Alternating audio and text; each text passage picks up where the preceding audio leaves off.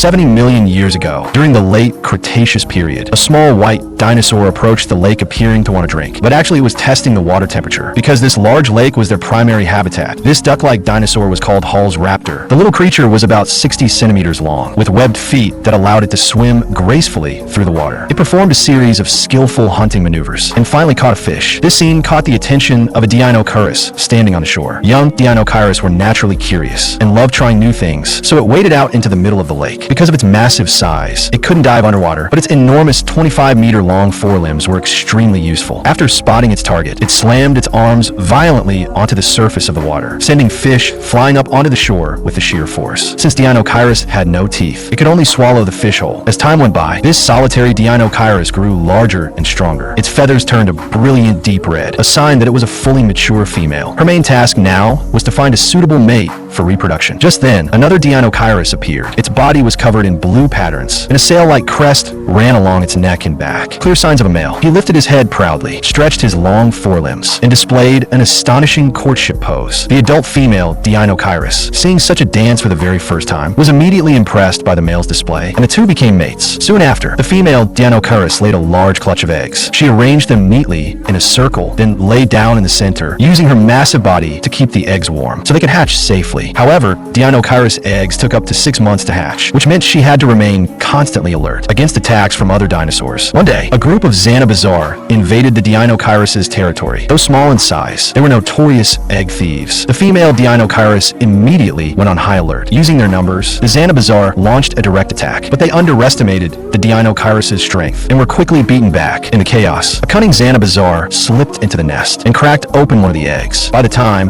the Deinocheirus returned, it was already too late. With no other choice, she focused on protecting the remaining eggs. Fortunately, the rest of the incubation went smoothly. The baby Deinocheirus finally broke out of their shells, and from that day on, the mother Deinocheirus was never alone again. A new generation of terrifying predators had arrived on this ancient continent.